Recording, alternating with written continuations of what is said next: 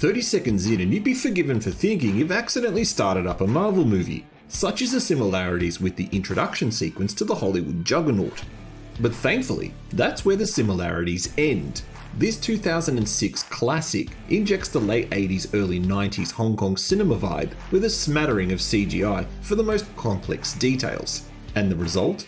90 minutes of stylish action you'd expect from the likes of director Wilson Yip and lead actor Donnie Yen. Hi, I'm the Arnie Dance from Asian Film Fans, and welcome to this review of the modern day Hong Kong classic Dragon Tiger Gate. 3 martial artists, 2 who grew up training in the Dragon Tiger Gate school, and another a nunchuck expert who joins the school to train alongside Master Wong Xianglong, team up to defeat an almighty foe, Shimubi, who has killed both their master and the leader of one of the largest crime syndicates in Hong Kong. This movie is based on the popular Hong Kong comic series Oriental Heroes, whose Chinese name roughly translates to this movie's title.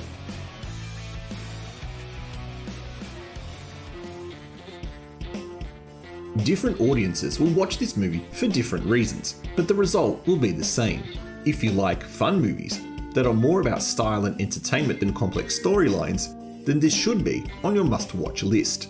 Joining Donnie Yen, who sports an annoyingly long fringe that frequently hides the right side of his face, is Hong Kong heartthrob Nicholas Tse. This well-known Hong Kong singer and actor has starred in a long list of action and comedy movies and will be reuniting with Yen in the upcoming 2020 film Raging Fire.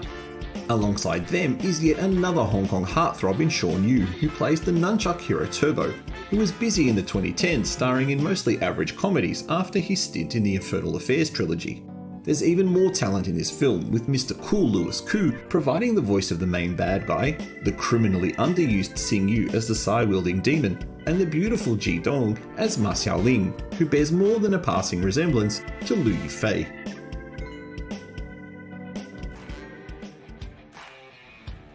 There are many vigorous and energetic fighting scenes in this film that seamlessly blend wirework and CGI together.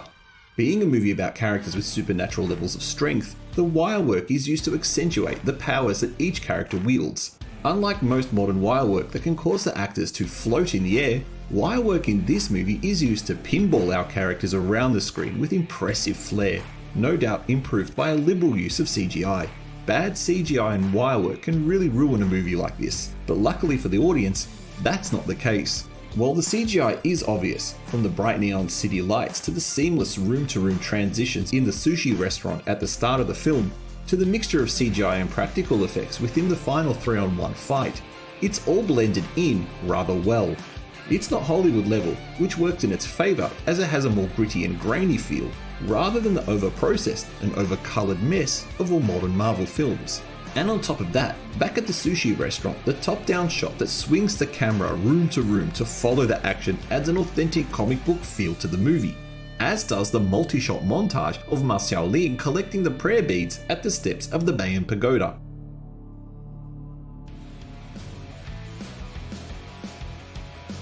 It must be said, but there isn't much of a story here.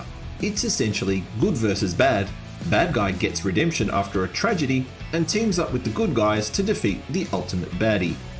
This is a comic book movie and it works to a formula that's all too familiar. That just doesn't necessarily mean it's good. It's the action and eye candy that save the film and kicks it to the must-watch level. Personally, as a fan of Louis Koo, I found him to be wasted as just a voice. But worth noting, this movie was released just as Koo was going from supporting to leading actor.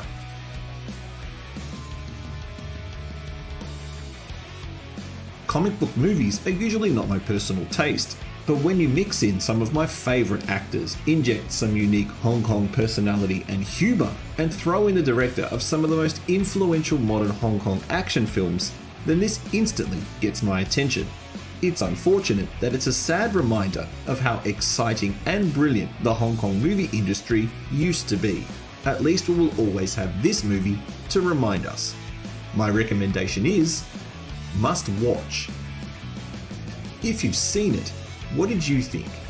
Thank you for watching this review. Please don't forget to press the like button and consider subscribing to support our channel.